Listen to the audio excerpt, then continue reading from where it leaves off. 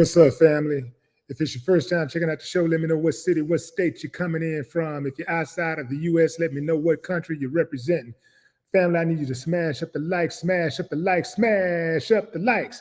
Also, if you have not done so already on YouTube, after you subscribe, there's a little bell next to your subscribe button. Go ahead and click that thing right now so you can get your notifications each time I drop a new video like this. That way you'll be in the loop. Give a few shout outs really quick, and then I'm going in. What's up, Tone? I see Nikki B, Darren, Constance, Rocco going in. This Puffy Cassie situation, saga continues. Word on the street, family, is that Puffy settled not on his own accord, but because he had no choice. It wasn't that he was even pressured to. He had no choice. As you know, Cassie sued Puffy, and in record time, she was suing him for $30 million. In record time, he settled within 24 hours. Like, she sued one day and he settled the next day. I think she sued on a Thursday, he settled on a Friday. A lot of people suspected that he had settled that fast because he wanted to get it past him before the Adult Survivors Act expired in New York. But now lawyers are saying, not so fast, not so fast. They are saying that the reason Puffy settled was a little bit more complicated than that.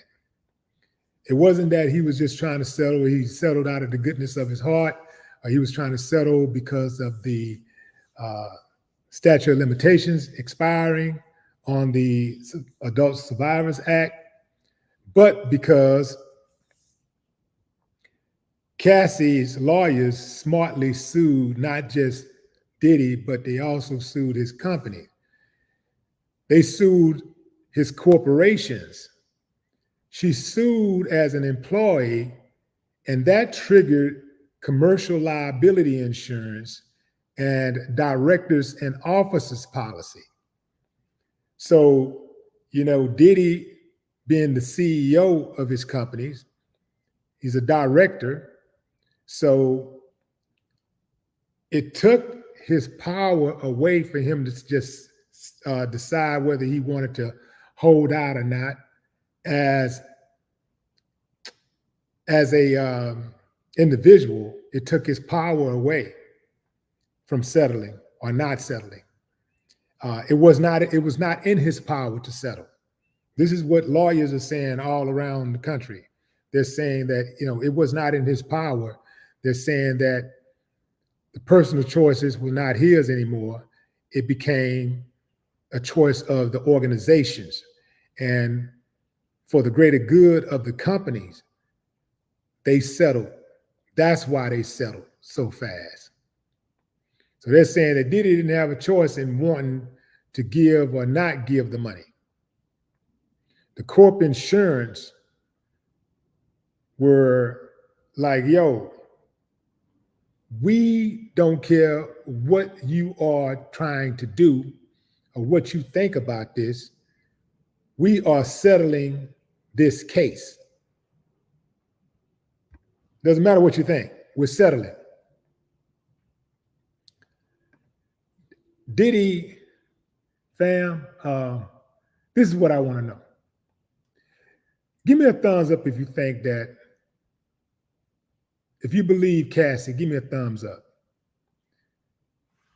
If you believe Cassie, what did Cassie claim? What did Cassie claim? In her lawsuit, she claimed that Puffy sexually assaulted her, sex trafficked her, human trafficked her. She claimed sexual battery, sexual assault, gender motivated violence, among other causes of action. The filing claims his controlling behavior started when she met him in 2005. This is what they're saying. This is what the actual lawsuit states. After she signed a deal with Diddy's record label the following year, he allegedly exerted complete control over her life, including her apartment, car, clothing, and even her medical records to keep her under his thumb. According to the lawsuit, he went so far as targeting rapper Kid Cudi, who briefly dated Cassie in 2011 during a rough patch in Diddy and Cassie's relationship, she alleges. Just one day after Cassie filed lawsuit, she settled with Diddy out of court. So what was Diddy accused of in the lawsuit? This lawsuit alleges several instances of abuse committed by Diddy, including rape, battery, and forced sex acts with male sex workers. In the filing, Cassie depicts the mogul, head of her former label and then romantic partner, as a textbook abuser, luring her into what she perceived as a fatherly protective relationship, only to find herself in an unequal and violent sexual relationship. Diddy successfully kept her under his thumb through his alleged intimidation tactics, which consisted of blowing up a man's car, Kid Cudi, dangling a friend over a 17-floor balcony, and asking her to carry his gun in her purse. She never went to the police out of fear that it would merely give Mr. Combs another excuse to hurt her. Diddy denied all allegations. You know who don't get enough credit in all of this, fam? Those lawyers, Cassie lawyers. They earned their money. They earned that money. Cassie's lawyers and the rest of her team. Because you know, you're only as good as your team. When Cassie was with Puffy, by her own admission, she was miserable. I never seen her smile so much. When I go back and look at those pictures of her and Puff, I saw a lot of sad faces. I didn't even realize it. Yeah, she looked sad in a lot of those pictures. But now that she with the trainer dude, she seems happy. Slim Thug say, yeah, she wasn't happy that long, because after she, she started looking around and the money ran out, whatever little money they had ran out, she started looking around that apartment and it looked kind of small. So she decided she wanted to hit a lick, so she went upside Puffy's head. I don't know, fam. Let's say that was the case. Let's say that is the case. If he did all of that she's accusing him of doing, I would think she earned every one of those dollars. If he did that, if he did what they're accusing him of doing, I would say she earned every last one of those dollars. And perhaps even more.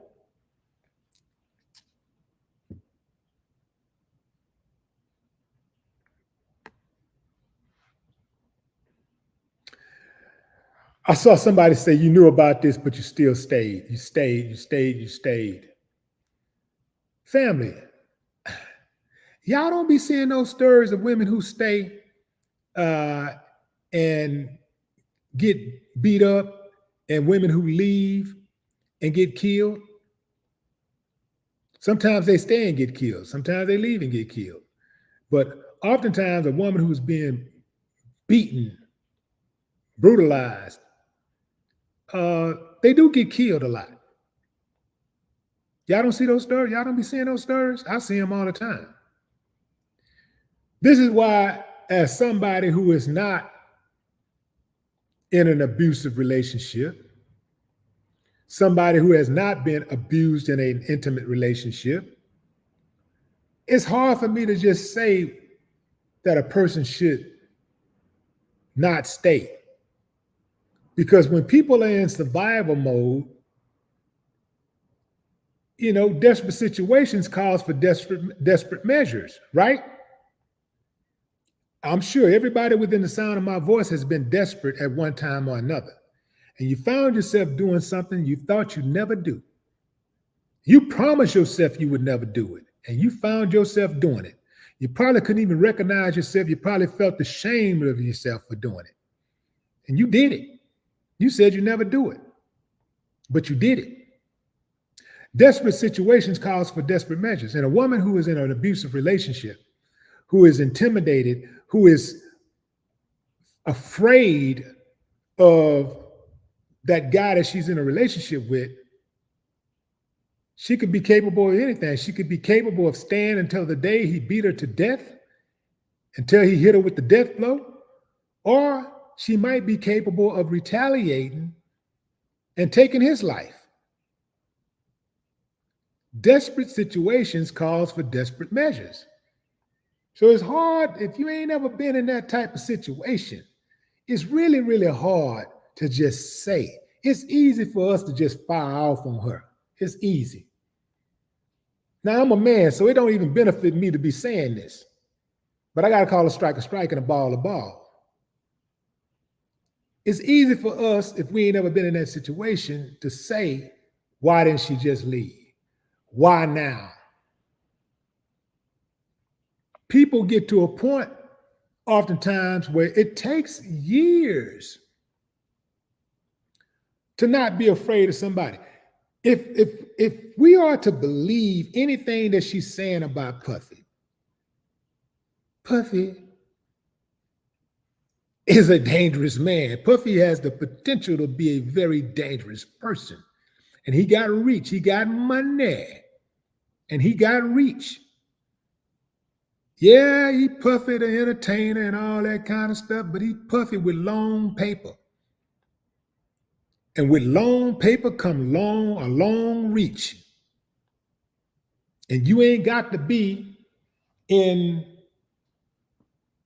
California to get somebody's head knocked off in California. You can be in Saginaw, Michigan, and get somebody's head knocked off in Baton Rouge, Louisiana, and never lay eyes on them. You got enough paper, you can be right here located in Beaumont, Texas, and get somebody's head knocked off in Paris. You know, I watch a lot of them crime shows and stuff, fam. You know, I've been around the real stuff, but I watch a lot of those crime shows also. And I see people doing stuff like that all the time. I just watched American Greed the other day. And I saw this case where this guy was being pursued by the FBI for, what was it, a Ponzi scheme. So he decided that he was going to kill the 4 witnesses. There was 4 people that was going to witness against him, and he decided he was going to kill them. So he put a hit out on all 4 of them. And, you know, they were able to figure it out, and nobody got killed. And they only gave the dude like 20 years for fraud and for trying to kill people. Yeah. And you wonder yourself, why would somebody try to do something like that? You know you're the #1 target. It ain't like you just killing one person. They tried to kill 4 people.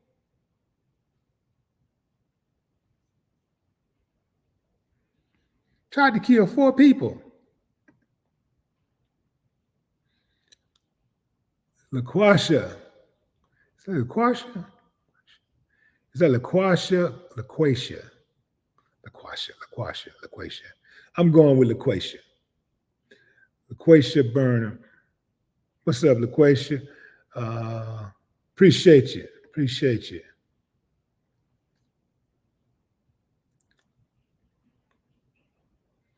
Lakeisha Johnson. What's up, Lakeisha?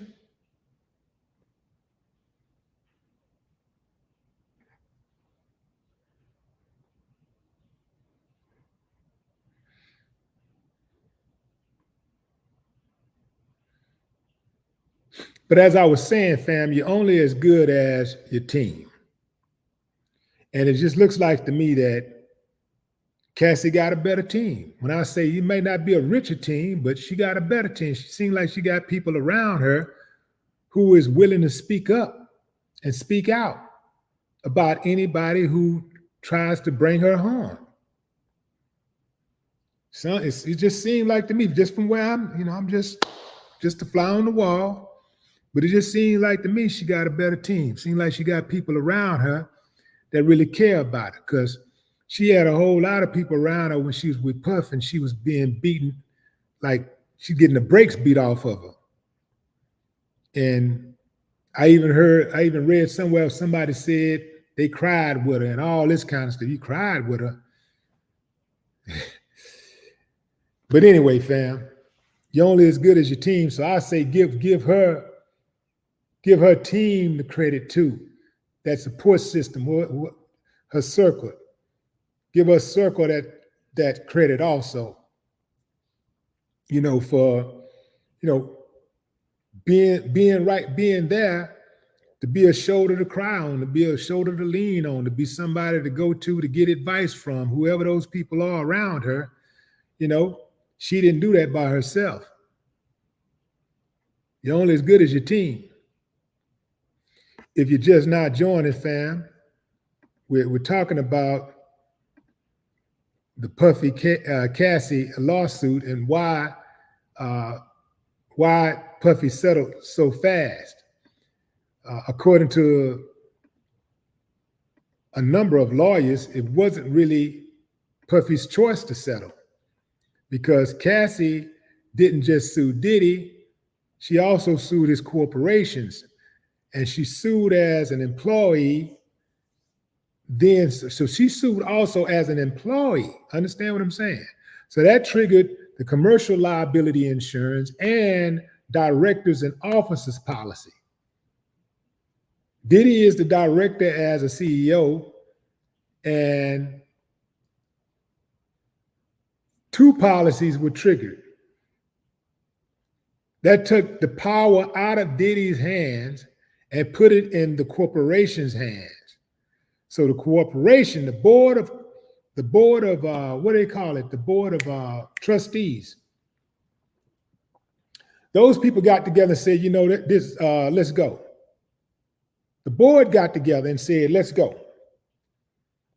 I'm saying board of trustees, but whatever. The board got together and said, let's go. This is what we're doing. Because when it comes to saving the company, the board don't take it personal. The board ain't gonna be like, well, I created this and therefore I'm never gonna settle, or I'm not selling anything, I'm not stepping down. Now the board gonna come together and do what's best for the collective. The board is going to come together and do what's best for the stockholders, if there's any stockholders. The board is going to do what's best. The board ain't going to make an emotional decision. The board is going to make a business decision. When you're dealing with founders and CEOs and stuff, they may try to make a personal decision, an emotional decision, but the board is going to make a business decision. And so it appears that's what happened. They made a business decision to settle, which makes a lot of sense, because if an individual is being accused of all of those different things, just like I said, if somebody accused me of stuff like that, all of that stuff, battery, sexual assault, and sex trafficking, all this type of stuff, I know I ain't done it. I'm fighting. My lawyers came to me and said, we need you to settle. Said, hold on, man, wait a minute, what the hell are you talking about? I ain't even read all these charges yet. She got so many damn charges. I ain't done this stuff, man. What you talking about? What are you talking about, settle? I ain't settling nothing.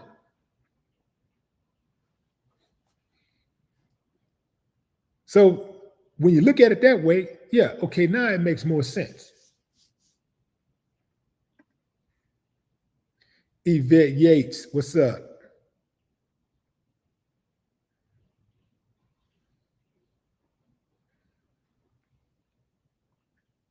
Sexual assault, man. Sexual assault is one of the worst crimes a person can be accused of. Sexual assault, sex trafficking, that's like one of the worst crimes you can be accused of. Like, I would not want that on my record. I'm fighting. I'm going to war. Yeah. Whoever trying to pull that on me, we going to war. Ain't no questions about it. There would be no settlement. We going to war. And they're going to have to show me the faces of these accusers. I need to see them. I got to see it.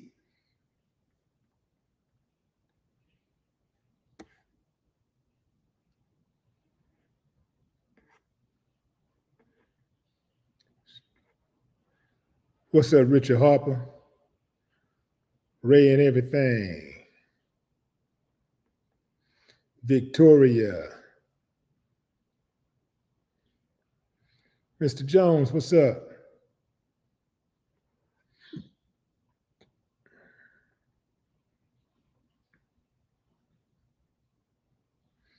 Just Dreads. Grace Covington. Cynthia Banks. Cynthia Banks Holman. Kang James. Jackie Murphy. What's up, Jack? Ruth Robinson. Okay, fam, that's my time. That's my time. I do want to talk about this other story. I'll probably bring that right back up. I want to talk about this story about the little girl that got a nose broken by this other kid at school who called her the N-word. She got a nose broken and got suspended. Where they do that at? Oh, my bad. America. Till next time, fam. No more talk.